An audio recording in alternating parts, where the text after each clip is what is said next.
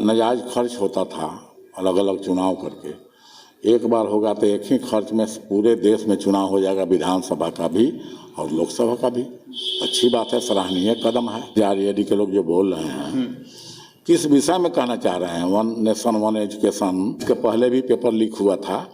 इसका मतलब ये नहीं कि सरकार ऐसा कराती है। न माफिया गुंडा चाहे जो भी हो, उन लोगों का कोई दल नहीं होता है। पैसा के लिए अपराध करने वाले लोग किया ही करते हैं। इसलिए नीतीश जी के राज में भी हुआ, लालू जी के राज में भी हुआ, पहले लीक होता था। कि कोई इस पर अंकुश लगना चाहिए। नमस्कार, आप देख रहे हैं विभाग मीडिया नेटवर्क। मैं हूं आपके साथ राहुल कुमार और आज हमारे साथ खास मेहमान हैं बिहार सरकार के पूर्व मंत्री बसावन भगत जी। इन पे हम कुछ महत्वपूर्ण बिंदुओं पर बात करना चाहेंगे। सर, हम विभाग मीडिया नेटवर्क में आपका स्वागत है। बहुत बहुत धन्यवाद आपको।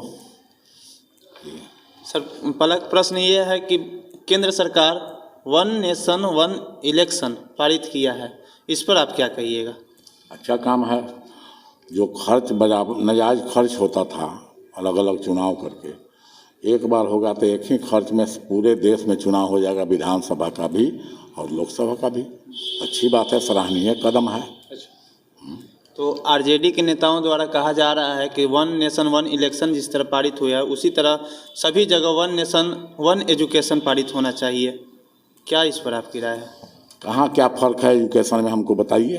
कहाँ कहाँ किस किस विषय में कहना चाहते हैं? जो आरजेडी के लोग जो बोल रहे हैं किस विषय में कहना चाह रहे हैं? वन नेशन वन एजुकेशन सब जगह आप देख रहे हैं। मोदी सरकार जी आरक्षण लागू नहीं किए।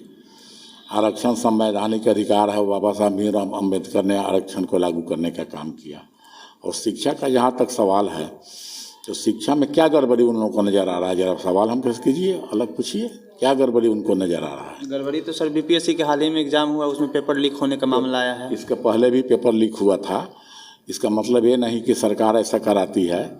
जो भी इसके बीपीएससी के जो अधिकारी हैं, पदाधिकारी हैं, जिन लोगों का नाम आया माफिया है, आप देख रहे हैं।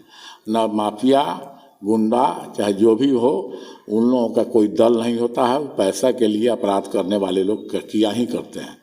इसलिए नीतीश जी के राज में भी हुआ, लालू जी के राज में भी हुआ, पहले लीक होता था। कि कोई इस पर अंकुश लगना चाहिए। अंकुश लगना चाहिए, जिसकी भी सरकार हो लगना चाहिए।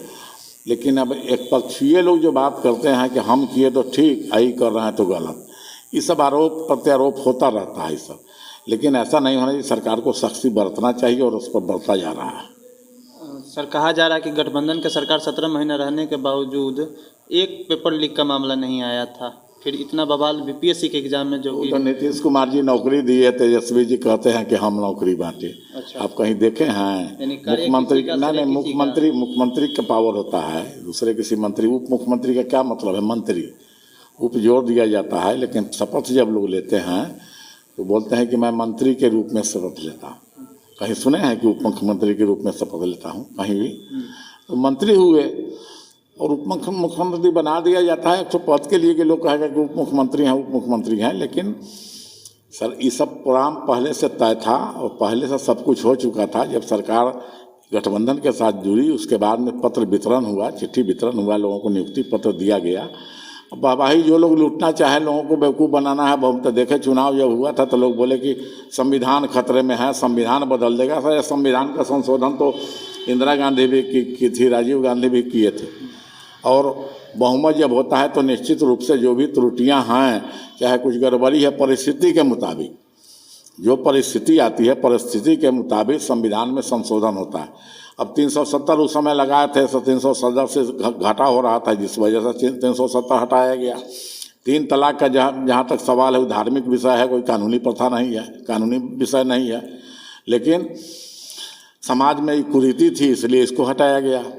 बहुत सारी अभी भी कुरीतियाँ हैं जिसको हटाना चाहिए। अच्छा। सर, पिछले कुछ दिन पहले आरजेडी सुप्रीमो लालू प्रसाद यादव जी के निर्देश पर पप्पू यादव और तेजस्वी जी मिले हैं। क्या कुछ बिहार में कुछ नया हवा बदलने वाला है? 15 दिसंबर से यात्रा भी उन लोगों का शुरू हो रहा है महागठबंधन। इंडिया गठबंधन जो है कई दलों को मिला करके है, जिसमें कांग्रेस में पप्पू यादव मिले थे, टिकट नहीं मिला, जिस वजह से निर्दलीय चुनाव लड़ गए। आरजेडी की अभी कैंडिडेट लड़ा, 15,000 की कितना वोट आया हमको याद भी नहीं है। तो वो हमेशा पप्पू यादव जी हमेशा चाहते रहते हैं। पप्पू यादव जी एक चीज़ तो हम उनका उनका हम बड़ाई करेंगे कि किसी भी विपत्ति में, चाहे कोरोना काल हो, बाढ़ आया हो, वो बेचारा कम से कम घूम घूम करके लोगों तक मदद पहुंचाता है। इसमें शिकायत करने की बात नहीं है। किसी भी दल में हो, कोई हो, बहुत किसी में गुण है तो गुण का बखान करना चाहिए, वो तो करते ही हैं। और लोग उनके साथ थे नहीं तो फिर आखिर चुनाव जीत कैसे गए?